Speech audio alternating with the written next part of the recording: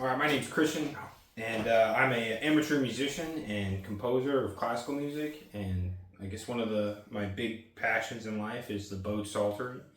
And I just wanted to make hopefully a quick video on my collection. I built up quite a few of them over the years, and I just want to quickly go through the different kinds that you can see, the different builders.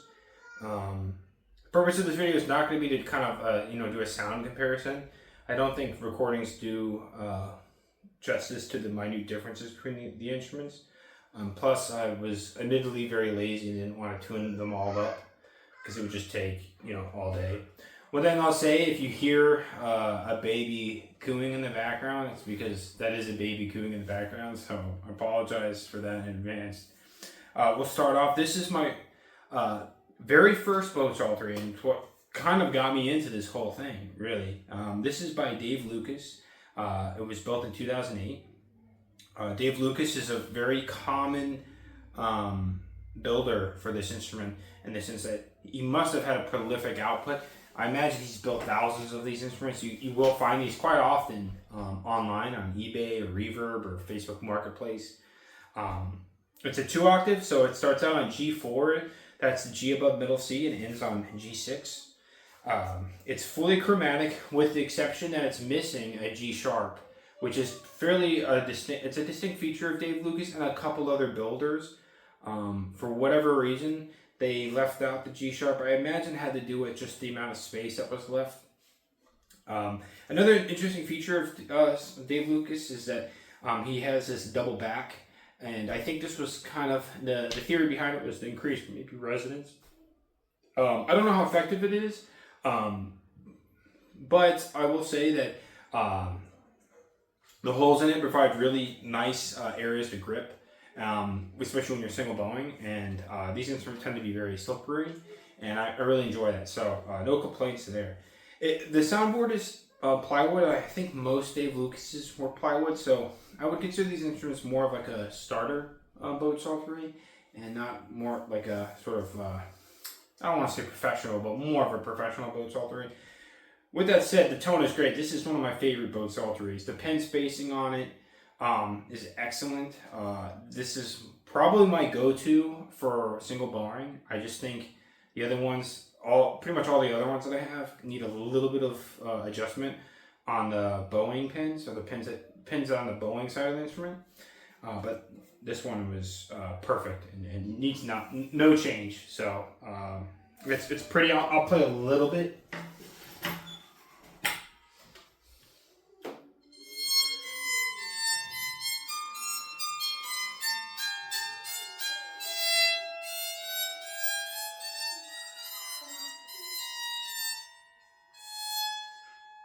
Yeah, those slurs are really easy. By the way, this is a new custom bow that I got made from James Jones, and I will talk about his bowed psaltery later on in the video, but it's a great little bow. But yeah, you can see you will not hit more than 2 strings at once, which I love. Makes this perfect for single bowing. Alright, so this is my second 2-octave bowed psaltery. This one is tuned the same way, G4 to G6. Except it does include the G sharp. This was made by June Apple Dulcimers, owned by Carl. I personally met him. He's a great guy. They're not known for bowed psalteries, which is unfortunate because I think Carl makes some of the best bowed psalteries out there. He's easily up there with Rick Long, Terry Kirby, James Jones. It really is. Omega Strings, another one. This is a beautiful little instrument. It's definitely older. It's, I think, from 1997. It's got this nice sound hole. The bridge on it, I really actually prefer these bridges where it's got the, you got the wooden section of it, but then you have this, you can maybe be able to see this sort of dark red, either a harder type of wood, or oftentimes it's brass or some type of polymer stick, and that prevents the strings from digging directly into the supporting wood. But I'll play a little bit of this one.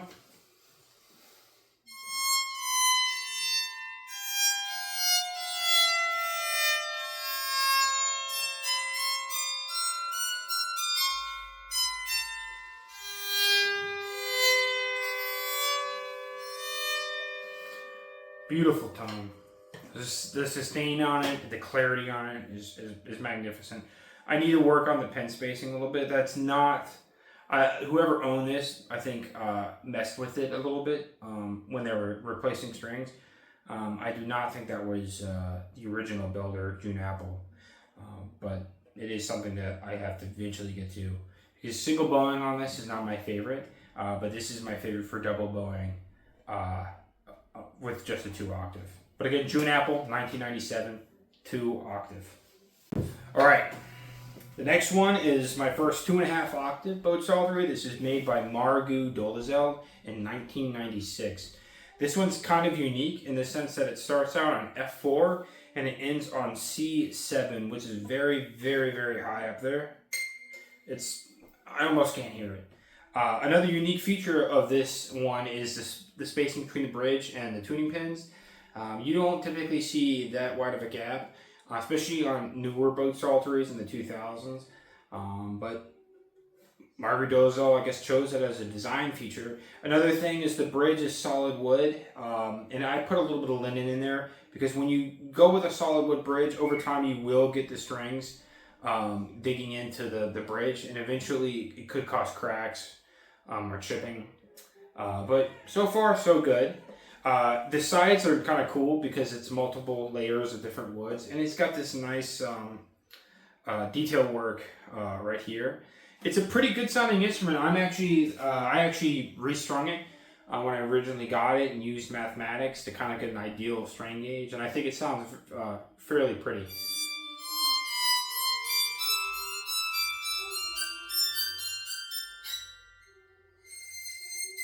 That really high C is hard to get. I would not, and I would not have chosen to go that high. I think this string length is just a tad too short, and it gets impractical in terms of bowing. But I think most boat psalteries don't go up this high, and I think they learned from the mistake of this builder, but. I wish I knew more about him. I imagine he is no longer building these instruments. I can't find any information about him online. I don't even know if this was made in the United States. Occasionally you get some builders in Europe and Japan.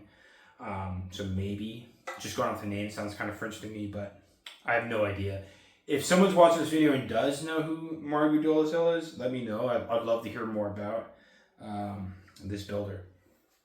All right, so this is my next 2.5 octave. This one's, I had really no idea who built it. I have a suspicion that's made from a gentleman out of Bedford, Pennsylvania. But other than that, I don't have any other leads. This one is, so it's a 2.5, just like the Dolezal, except it's got more of the traditional range of C4, middle C, all the way to G6. And I've got a couple more that have that string. It's in fairly good condition, but it's probably my least preserved instrument. It has a crack on the soundboard. Soundboard's heavily sloped downwards, and that usually comes from people sitting these instruments down flat for long periods of time, and the string pressure is obviously the highest in the middle because you have the most strings, so it tends to kind of bow down, but I don't really think it affects the tone on them too much. Another interesting thing about this one is the builder had put brass washers every octave, so on all the C's and also on the C sharps. But other than that, it's pretty standard. Oh, lastly, the pins on the bowing side are quite unique, and I actually like their design. They have a sort of a sloped design, and they have these etchings on the front of them that allow for looped end strings to be utilized, which it kind of makes me sad that that design wasn't carried on to all the other belts, or it wasn't standardized. But again, this is a 2.5 octave, 5-sided, by the way, boat psaltery by an unknown maker. All right, so this is my second to last 2.5 octave boat psaltery. It starts out on C4 and goes up to G6, just like the last one. This one is also, I have no idea who made it. I should say I have no idea. I have my suspicions. It doesn't have any label on the back of the instrument. I want to think it's a Rick Long because it'd be nice to just say, hey, I own a Rick Long boat psaltery. Because he does make pentagonal boat psalteries. Evidently, other ones have too, like Music Makers, Harpkit. They're a company that sells sort of do-it-yourself instrument building kits, and they make a boat psaltery, and theirs 5-sided. It could be theirs. I kind of doubt it. So I'm kind of hoping it's a Rick Long, or it could also be built by the same gentleman who made the previous one that I showed. But this is pretty standard boat psaltery. Other than the fact that it sounds really good, despite the fact that the strings on it are highly corroded.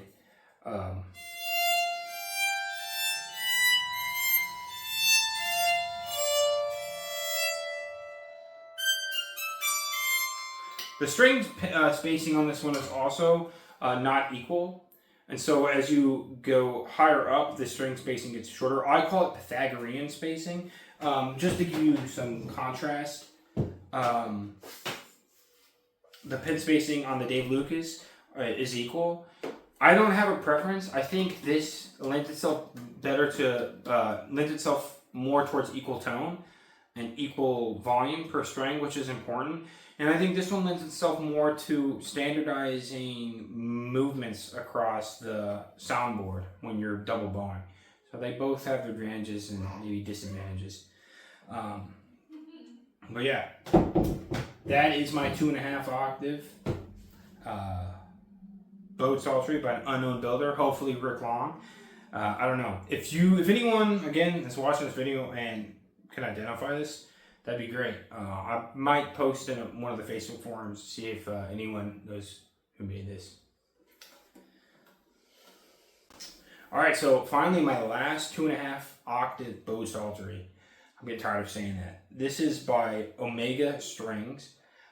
They also are no longer building them anymore. I consider this probably my best sounding 2.5 octave bow psaltery. Omega Strings were considerably higher quality, I would say, than a lot of the other boat psaltery builders at the time. I mean, it's just my opinion, but yeah, I've always wanted one of these, and I finally snagged one off eBay for a fairly reasonable price. These were not cheap when they were being built. They were a couple $100, even in the 2000s. So it was a considerable investment for a small, kind of lesser known instrument. So this one is same thing. Starts on C4, it goes up to G6. It's got that, I'm going to call it again Pythagorean spacing. So the pins, the distance gets shorter as you go higher and higher up the octaves. It's fully chromatic, and yeah, it's a beautiful instrument. I'll play a little bit of it.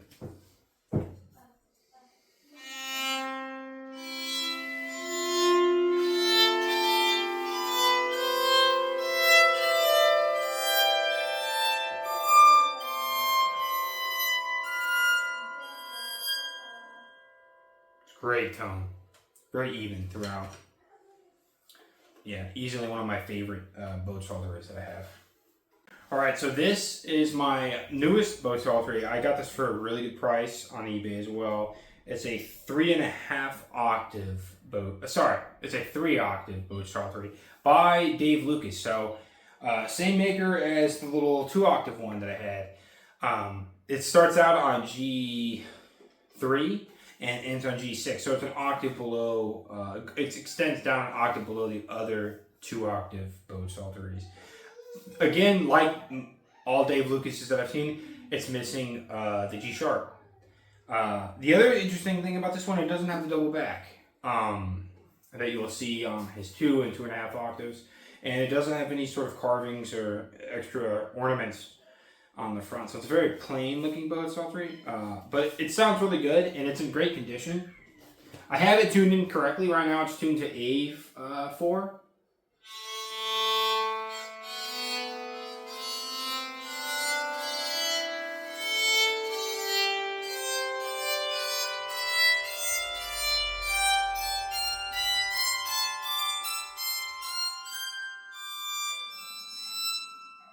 Honestly, it's a very good tone, I think, on this one. I think just from the added extra strings on it, the sympathetic resonance is very nice. The sustain isn't maybe as good, but again, I kind of enjoy that for a lot of pieces, especially for quicker pieces where I want to, have a distinct melody. Another interesting thing about this one, it has a hole in it for tripod usage, which is amazing for 2 octaves. I think that's a must and a must featured design element to these instruments. All right, so the last for my handheld ones, this is an odd one by Kelischek. They are actually still in production. They don't make this particular model anymore, but this is a very unique bowed psaltery. Other times you'll see this on eBay and it'll be called a bowed harp, but this one came in a box labeled bowed psaltery, so that's what I'm going to call it. Unlike all the other ones that I have, the sharps and flats and naturals are all on one side. And another unique, and how they achieve that is each of the black pins actually hold 2 strings, which is fairly unique, I think. I don't know if anyone else utilizes that. And so I'll show you, it's easier to show you. If you want to play, so it starts on an F. And if you want to play an F sharp, you just tilt your hand down. G, G sharp, A sharp. So it's quite nice for most sort of melodic lines, chromatic melodic lines. The only thing I'll say is because of this sort of single-sided design feature, it is not made for double bowing. I would say it doesn't make much sense to do it like that. It's also only 1.5 octaves thereabouts, so I don't really see the point of needing 2 bows on this. I guess you could if you wanted to. It's got actually a decent tone, even with the strings kind of maybe being a little too floppy for my taste, and the soundboard being very small. Still got a nice tone, not too scratchy.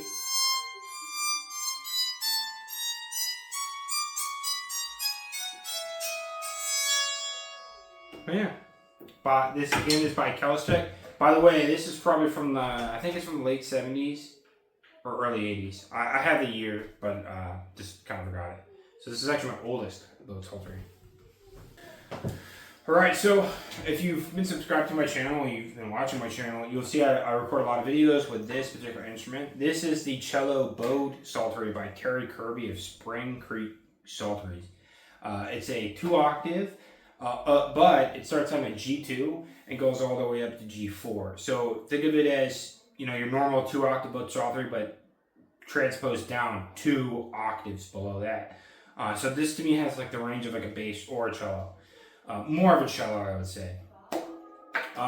It's a beautiful instrument. It's fully chromatic. The unique features of it is that it has an end pin that you extend out just like a cello, hence the name. And yeah, you play it facing away from you, so the sound's actually projected right to the audience. The tone on this thing is amazing. This is one of my best sounding bowed psalteries. And I'm bowing it with a bow that really you should not be using this kind of bow on this instrument.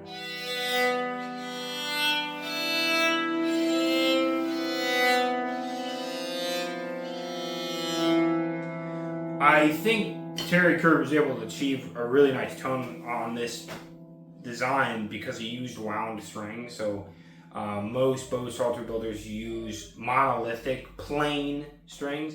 This gentleman used wound strings. I think the advantage is that you can keep the string length shorter, and because you're increasing mass, you can keep it lower while keeping the string length shorter. So I'm not super tall, but maybe 6'1" or so. This is a fairly easy instrument for me to play, but you could be shorter and easily play this instrument, I think. Everything's fairly accessible, and I really enjoy that. The other nice thing is I think it's almost a must also for this type of bowed psaltery is he went with sort of, again, that sort of Pythagorean or unequal pin spacing. So I keep saying it's a little bit more compact as you go higher. Yeah, there's really nothing I would change about this instrument. I think designed this very, very intelligently. And I think these are somewhat popular, or in the sense that they're kind of common. This one is labeled number 14, so I assume that's the 14th one that he built. I got this one actually built directly from him, so this is the one that I bought brand new. I do know this. I think the tops and sides are redwood, which I've always liked, and the back is this beautiful curly maple. But yes, Terry Kirby, like I've said, is another. I consider him another top tier boat psaltery builder. Now the last one is the one that's been sitting next to me this whole time. Is my biggest boat psaltery. It's a 4-octave boat psaltery by James Jones from, I think I'll put a link, but his website is James Jones Instruments. He's more famous for hammer dulcimers. He's been at it since the 70s, late 70s, so he's got half a century of experience building instruments of all sorts. But he also makes boat psalteries, and he's quite good at it. I think, again, he's another top, James Jones, Terry Kirby, June Apple, Omega Strings, Rick Long. Those are like the guys that pop up as like the top builders. He's definitely one of them. It's kind of tough to play this one. I don't want to take it up, out of its stand. But if I can.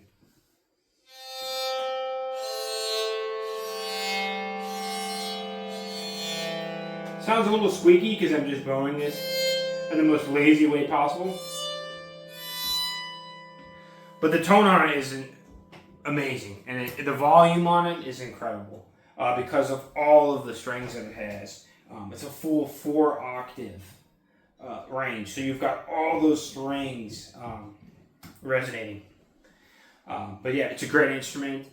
You will not see 4 octaves. I will tell you, you've got to get it pretty much custom made.